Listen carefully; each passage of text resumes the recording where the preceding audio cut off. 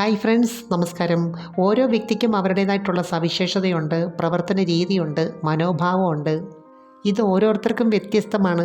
Actually വൈവിധ്യമാണ് ഈ ലോകം ഇത്രയും സുന്ദരമായിട്ട് നമ്മളെക്കൊണ്ട് തോന്നിപ്പിക്കുന്നത്.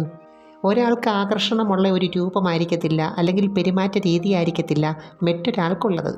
അതുകൊണ്ട് തന്നെ കാറ്റഗറി തിരിച്ച് മാത്രമേ ഒരു കാര്യം നമുക്ക് പറയാൻ പറ്റത്തുള്ളൂ. ഇപ്പം നമ്മൾ ഏത് കാര്യം എടുത്താലും ഓരോരുത്തർക്കും ഓരോ ഇഷ്ടങ്ങളുണ്ട്. ലൈംഗികതയിലും അങ്ങനെ തന്നെയാണ്. നമ്മളിപ്പോൾ ഒരു 10 പേരെ എടുത്താൽ അതിനോടുള്ള കാഴ്ചപ്പാട് 10 തരത്തിലായിരിക്കും. അപ്പം ഞാൻ ഇന്ന് പറയുന്നത് പുരുഷ പങ്കാളിയെ ഈ ഒരു മൂഡിലേക്ക് കൊണ്ടുവരാനായിട്ട് സ്ത്രീക്ക് എന്തൊക്കെ ചെയ്യാൻ പറ്റും അതിനെക്കുറിച്ചാണ്. അതിനു മുമ്പ് ഈ ചാനൽ ആദ്യമായിട്ട് കാണുവാണെങ്കിൽ ഒന്ന് ലൈക്ക് ചെയ്യണം, സബ്സ്ക്രൈബ് ചെയ്യണം, ഷെയർ ചെയ്യണം കേട്ടോ. പൊതുവേ നമ്മുടെ നാട്ടിലൊരു ധാരണയുണ്ട്, ഈ ലൈംഗികത എന്ന് പറയുമ്പോൾ പുരുഷൻ വേണം എല്ലാ കാര്യത്തിനും മുൻകൈ എടുക്കാൻ, ഇത് പുരുഷന് വേണ്ടി മാത്രമുള്ള ഏതോ ഒരു കാര്യമാണ് എന്നൊക്കെയുള്ള ഒരു വിശ്വാസം ഇപ്പോഴും ഉണ്ട്. അതുപോലെ സ്ത്രീക്ക് ഇത് ആവശ്യമുള്ളപ്പോൾ തുറന്ന് പ്രകടിപ്പിക്കാനുള്ള ബുദ്ധിമുട്ട്. ഇനി അത് പ്രകടിപ്പിച്ചില്ലെങ്കിലും പുരുഷൻ എന്തൊക്കെയോ ചെയ്ത് പങ്കാളിയെ പൂർണ്ണമായിട്ടും തൃപ്തിപ്പെടുത്തണം. അതുപോലെ പുരുഷൻ എപ്പോഴും ഇത് മാത്രമാണ് ചിന്ത, അവരിതിനു വേണ്ടി അങ്ങ് ദാഹിച്ച് നടക്കുകയാണെന്നൊക്കെ ഒരു തെറ്റിദ്ധാരണ ഇപ്പോഴും ഉണ്ട്. ഇങ്ങനൊരു ആറ്റിറ്റ്യൂഡ് വരുന്നതിനകത്ത് സ്ത്രീക്കും പുരുഷനും ഒരുപോലെ പങ്കുണ്ട്.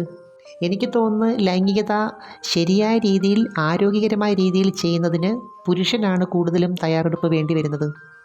ഇപ്പോഴത്തെ സാഹചര്യത്തിൽ അവരെ സംബന്ധിച്ച് പലതരത്തിലുള്ള ടെൻഷനാണ്. ജോലി സംബന്ധമായ പ്രശ്നങ്ങൾ, ബിസിനസ് സംബന്ധമായ പ്രശ്നങ്ങൾ, അതുപോലെ വീടുമായിട്ട് ബന്ധപ്പെട്ട പണികളും പ്രശ്നങ്ങളും ഒക്കെ തന്നെ അവൻ്റെ തലയിൽ കൂടാണ് പോകുന്നത്.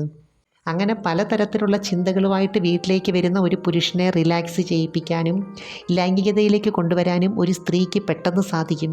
പക്ഷേ കൂടുതൽ പേരും അങ്ങനെ ചെയ്യാറില്ല എന്നുള്ളതാണ് സത്യം. ചില സമയത്ത് പുരുഷൻ്റെ പെരുമാറ്റം കണ്ടാൽ തോന്നും അവർ പങ്കാളിയിൽ നിന്നും ഏറ്റവും കൂടുതൽ ആഗ്രഹിക്കുന്നത് ഇത് മാത്രമാണെന്ന്. എന്നാലിത് ചില സമയത്തും ചില അവസരങ്ങളിലേ ഉള്ളൂ. അവനെ സംബന്ധിച്ച് സ്ത്രീ പങ്കാളിയിൽ നിന്നും ഏറ്റവും കൂടുതൽ ആഗ്രഹിക്കുന്നത് ലൈംഗികതയേക്കാൾ കൂടുതൽ സ്നേഹം, ആരാധന, വിശ്വാസം ഇതൊക്കെയാണ്. എനിക്ക് തോന്നുന്നു യഥാർത്ഥ സ്നേഹത്തിനാണ് ഒരു പുരുഷൻ ഏറ്റവും കൂടുതൽ വാല്യൂ കൊടുക്കുന്നത്.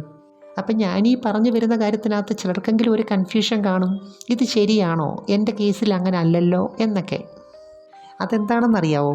പുരുഷനായ ഇങ്ങനെ വേണം, ഇങ്ങനെയൊക്കെ പെരുമാറണം, ഇതൊക്കെയാണ് പുരുഷൻ്റെ രീതികൾ എന്നൊക്കെയുള്ള ചില കാര്യങ്ങൾ സമൂഹം അടിച്ചേൽപ്പിച്ച് വെച്ചിട്ടുണ്ട്. അപ്പോൾ ഇതുമായിട്ട് ബന്ധപ്പെട്ട് അവൻ്റെ ബ്രെയിനിൽ കിട്ടുന്ന ഫീഡ്ബാക്ക് വളരെ പ്രധാനമാണ്. എന്നുവെച്ചാൽ കുറച്ചുകൂടെ വ്യക്തമായി പറഞ്ഞാൽ, നിങ്ങൾ എന്ത് ലേബലാണ് അവന് കൊടുത്തിരിക്കുന്നത് അതനുസരിച്ച് പെരുമാറാനുള്ള ഒരു ടെൻഡൻസി കാണിക്കും. ഉദാഹരണത്തിന്, പുള്ളിക്ക് എത്ര അടിച്ചാലും ഒരു കുഴപ്പമില്ല കേട്ടോ, കുലുങ്ങത്തില്ല. അല്ലെങ്കിൽ പുള്ളിക്ക് ഈ ഒരു ചിന്ത മാത്രമേ ഉള്ളൂ, എപ്പോഴും ചെയ്യണമെന്ന് വിചാരം മാത്രമേ ഉള്ളൂ, ആളൊരു പക്കാ കോഴിയാണ് കേട്ടോ. ഇതൊക്കെ ഓരോ ലേബലുകളാണ്.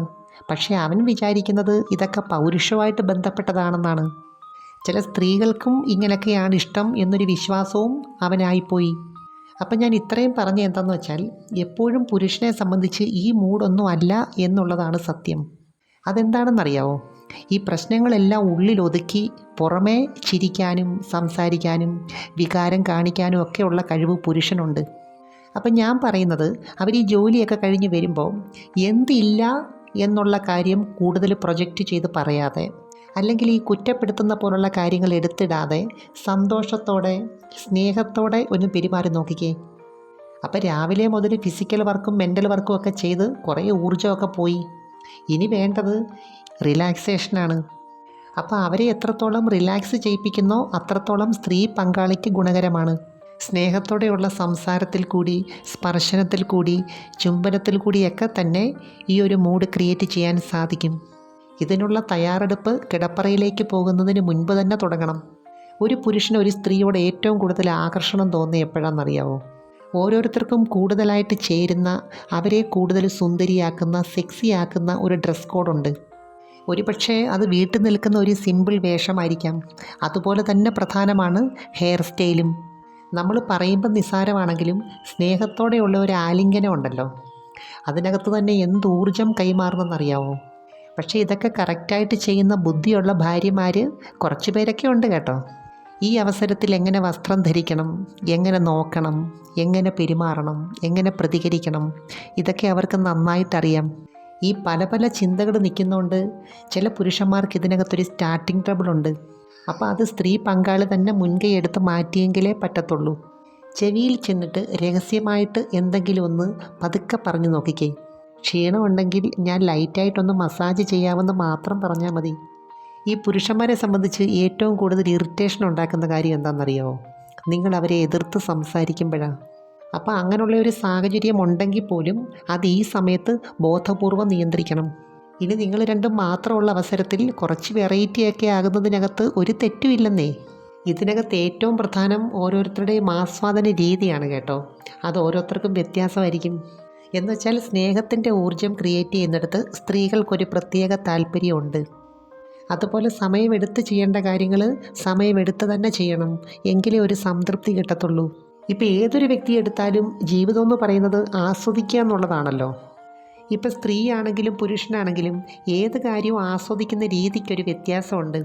അതിൻ്റെ പിന്നിൽ പല ഫാക്ടേഴ്സുണ്ട്, പല കാര്യങ്ങളും ചെയ്യേണ്ടതായിട്ടുമുണ്ട്. എനിവേ, നമുക്ക് മറ്റൊരു വീഡിയോയുമായി വീണ്ടും കാണാം.